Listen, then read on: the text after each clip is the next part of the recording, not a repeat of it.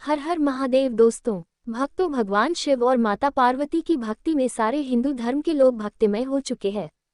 भक्तों, आज के इस वीडियो में सावन के महीने से जुड़ी एक अत्यंत महत्वपूर्ण बात बताने जा रही हूँ, जो पुराण की दृष्टि से महत्वपूर्ण है बल्कि वो पूरे जीवन को प्रभावित कर सकती है। प्रेमानंद महाराज जी ने ये स्पष्ट रूप से बताया है कि सावन के पावन महीने में यदि कोई भी महिलाएं, खासकर सुहागन महिलाएं, बिना सावधानी के बाल धोती हैं तो यह अशुभ कार्य उनके परिवार, पति, संतान और पूरे गृहस्थ जीवन को नाश कर सकता है। यह कोई एकमात्र धार्मिक मान्यता नहीं है बल्कि इसके पीछे शास्त्रीय, ज्योतिषीय और आध्यात्मिक दृष्टिकोण भी निहित है। इस साल 2025 में सावन का महीना बहुत ही शुभ और लाभकारी है।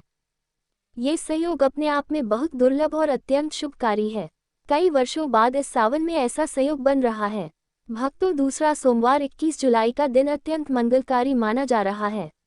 इस दिन अगर कोई भी शुभ कार्य किया जाए तो उसका फल 100 गुना से अधिक प्राप्त होगा। विशेष रूप से स्त्रियों के लिए ये दिन श्रृंगार, वस्त्र, आभूषण और वाहन आदि की खरीदारी के लिए बेहद शुभ माना जाता है। इस सावन की शुरुआत ही शुक्रवार से हुई है और वह भी मां लक्ष्मी के दिन से, तो ये संकेत दिया है कि इस पूरे सावन महीने में भगवान शिव, लक्ष्मी, नारायण और माता पार्वती की कृपा चारों ओर बरस चुकी है। इसलिए ये समय किसी भी भक्त के जीवन में परिवर्तन ला सकता है। सावन का यह महीना 4 पावन सोमवारों से युक्त है। ये पूरा समय भगवान शिव और माता पार्वती की पूजा, व्रत, उपवास और आराधना करने का है। लेकिन इस बीच एक बात का विशेष ध्यान रखना अत्यंत आवश्यक है भक्तों, और वो है बाल धोने का नियम। खासकर सुहागन महिलाओं को सावन के महीने में बाल कब धोने चाहिए और कब नहीं धोना चाहिए, ये नियम पति की सुरक्षा और परिवार की सुख शांति से जुड़ा हुआ है। शास्त्रों के अनुसार कहा गया है, अमावस्या, एकादशी और पूर्णिमा जैसे शुभ दिनों पर खासकर सुहागिन महिलाओं को बाल नहीं धोना चाहिए। इन तिथियों पर चंद्रमा उच्च या नीच अवस्था में होता है और चंद्र का सीधा प्रभाव हमारे मस्तक, मन और मानसिक ऊर्जा पर पड़ता है। ऐसे में इन दिनों पर बाल धोने से नकारात्मक ऊर्जा घर में प्रवेश हो जाती है, जिससे राहु, केतु और पितृदोष जैसे भयंकर दोष घर में उत्पन्न हो सकते हैं। यही नहीं, शास्त्रों में ये भी कहा गया है कि वर्षा ऋतु, विशेष रूप से सावन में खुले बालों से स्नान करना भयंकर पाप करवा लेता है। खुले बालों से टपकता जल राहु का उत्पन्न करता है, जिससे पितृगण कुपित हो जाते हैं और पितृदोष का जन्म होता है। इसके प्रभाव से स्त्री को भूत बाधा, असाध्य रोग, संतान हानि, पति के जीवन पर संकट और गृहस्थी जैसी समस्याएं झेलनी पड़ती हैं। शास्त्रों के अनुसार बताया गया है कि यदि स्त्रियां सावन में खुले बालों से वर्षा में स्नान करती हैं तो उनका एक कृत उनके पूरे परिवार के लिए भारी समस्या ला सकता है। ये बात केवल धार्मिक दृष्टि से नहीं बल्कि आध्यात्मिक ऊर्जा और ज्योतिष के अनुसार भी सही मानी गई है। यदि कोई भी स्त्री वर्षा ऋतु स्नान करना भी चाहती है तो उसे बाल को अच्छे से कसकर बांधकर ही स्नान करना चाहिए, ताकि नकारात्मक ऊर्जा प्रवेश न कर सके। चलिए भक्तों, वीडियो को आगे ले चलते हैं। इससे पहले जिन्होंने अभी तक हमारे चैनल को सब्सक्राइब नहीं किया है वह जाकर हमारी कथा वर्धन चैनल को सब्सक्राइब करने, जिससे हमारी वीडियो उनके तक आसानी से पहुंच सके।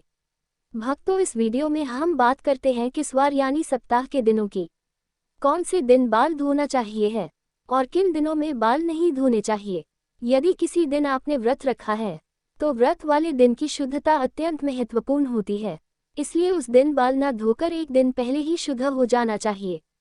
जैसे रविवार के दिन यदि आप सूर्यदेव का व्रत रखते हैं या सूर्य देव की पूजा करते हैं तो उस दिन बाल धोना मना है। परंतु यदि किसी अनिवार्य कारण से रविवार को ही बाल धोने की आवश्यकता हो, शिव पुराण के अनुसार उपाय के रूप में गुड़हल के फूलों का रस बालों में लगाकर स्नान करें। इससे दोष शांत होता है। सोमवार के दिन भी वही नियम अपनाना चाहिए।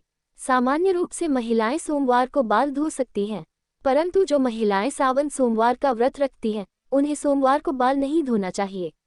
यदि किसी कारणवश बाल धोने की अत्यावश्यकता हो तो उपाय स्वरूप पलाश के फूलों को हाथ से मसलकर उसका रस बालों में लगाकर स्नान करना चाहिए। यह उपाय राहु दोष और पितृदोष को शांत करता है और व्रत की शुद्धता भी बनी रहती है। सभी भक्तों से निवेदन है कि आप सावन के इस पवित्र महीने को केवल त्योहार के रूप में न लें बल्कि इसके पीछे छिपे हुए नियमों को भी समझें और जीवन में उतारें।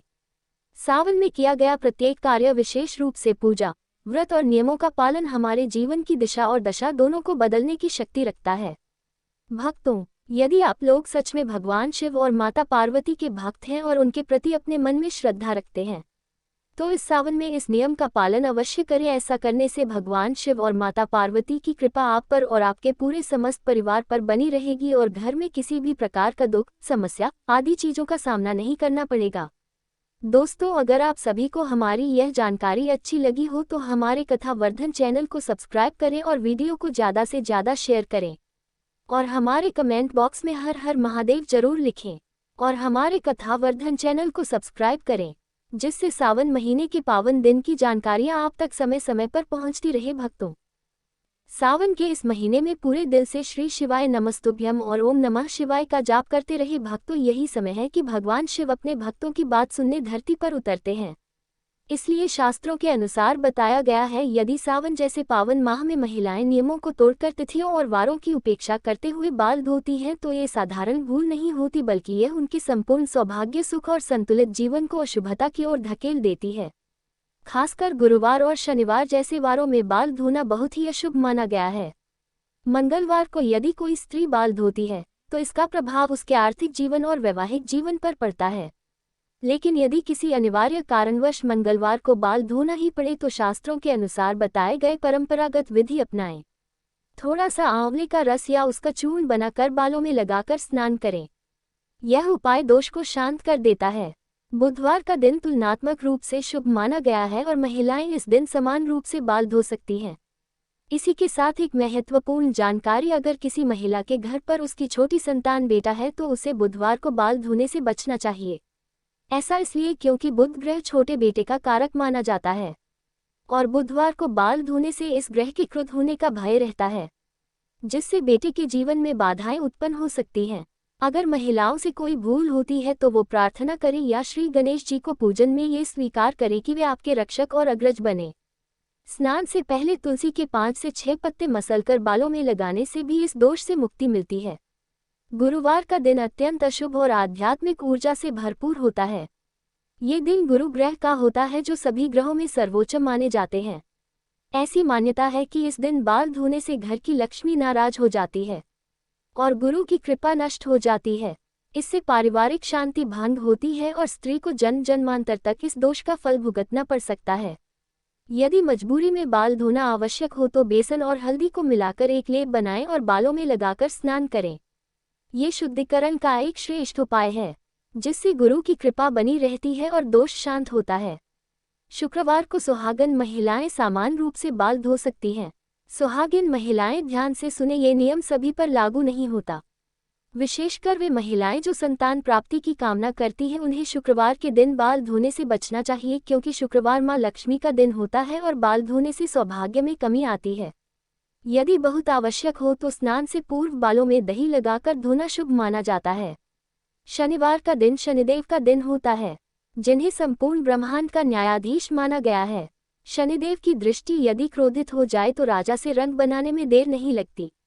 ऐसे में शनिवार को बाल धोना स्त्री के जीवन में भारी समस्या ला सकता है। विशेष रूप से सुहागिन महिलाओं को इस दिन बाल धोने से बचना चाहिए। लेकिन यदि कोई अत्यावश्यक कारण हो तो पहले अपने बालों में कच्चा दूध लगाकर ही स्नान करें। दूध के छींटे शनिदेव के प्रभाव को शांत कर देते हैं और उनकी वक्र दृष्टि से रक्षा करते हैं। शास्त्रों के अनुसार बताया गया है कि स्त्री की मान को शास्त्रों में गंगा स्थल माना गया है और जब सुहागन स्त्री उसमें सिंदूर भरती है तो वह गंगा सिंदूर बन जाता है, जो उसे सौभाग्य और पवित्रता प्रदान करता है। इसलिए स्नान के बाद जब कोई सुहागिन स्त्री बाल ना भी धो पाए तो भी यदि वह मांग में सिंदूर भरती है तो पूजा पाठ में शामिल हो सकती है। भक्तों, पुरुषों से निवेदन है कि वे प्रतिदिन बाल धोकर ही पूजा में भाग ले। इसी के दौरान महिलाओं के मासिक धर्म के दौरान बाल धोने का प्रश्न भी उठता है। कहीं कहीं इसकी अलग अलग मान्यताएं हैं। कहीं पहले, तीसरे और 5वां दिन बाल धोना अनिवार्य माना जाता है, तो कहीं उस दौरान स्नान करना भी वर्जित होता है। ऐसे में वार और तिथि का ख्याल रखना अति आवश्यक है। माता सीता के अनुसार बताया गया है कि जीवन सूत्र भी स्त्रियों के लिए अत्यंत मार्गदर्शक है। माता सीता कहती हैं कि स्त्री को सदैव अपने बाल बांध कर रखने चाहिए, क्योंकि बंधे हुए बाल रिश्तों को बांध कर रखते हैं, जबकि खुले बाल घर की नकारात्मक ऊर्जा को बढ़ाते हैं और उसे विनाश की ओर ले जाते हैं। खासकर सुहागिन महिलाएं पूर्णिमा और अमावस्या की रातों में खुले बालों से विशेष रूप से बचना चाहिए, क्योंकि इस समय शक्तियां अत्यंत संवेदनशील होती हैं और नकारात्मक ऊर्जा खुले बालों से जुड़ जाती है। और इसी के साथ सीता माता कहती हैं कि स्त्री को अपनी मांग सिंदूर से हमेशा भरी रखनी चाहिए, क्योंकि जितनी लंबी मांग होती है उतनी ही पति की आयु बढ़ती है। जो स्त्रियां अपनी मांग का सिंदूर छुपाती है या अधूरा लगाती है, उनका पति भी समाज में छुपा सा रह जाता है और उसे सम्मान नहीं मिलता। एक और महत्वपूर्ण सूत्र यह है कि स्त्री को अपने पति की कोई भी निशानी जैसे रुमाल, अंगूठी, कपड़े या तस्वीर आदि किसी को नहीं देनी चाहिए। ऐसा करना पति की आयु पर संकट ला सकता है, जबकि माना गया है स्त्री की उंगलियों और कलाई का क्षेत्र शुक्र ग्रह से जुड़ा होता है। जब शनि पर शुक्र का प्रभाव पड़ता है तो घर में धन, वैभव और शुभता का संचार होता है। यही कारण है कि देवी लक्ष्मी भगवान विष्णु के चरण दबाती हैं और उन्हें सदा धन की देवी के रूप में पूजा जाता है। भक्तों, अगर आप सभी ने इस सावन पर सारे नियमों का पालन करती हैं तो आपके पति पर और आपके परिवार पर कोई भी संकट या परेशानी नहीं आएगी और आपके घर में हमेशा माता लक्ष्मी और माता पार्वती की कृपा हमेशा बनी रहेगी। दोस्तों, इसी के साथ हम वीडियो को समाप्त करते हैं। और भक्तों, अगर आप सभी को हमारी यह जानकारी अच्छी लगी हो तो प्लीज़ हमारे कमेंट बॉक्स में कमेंट करके ज़रूर बताएं। मिलेंगे एक अच्छी जानकारी के साथ। धन्यवाद।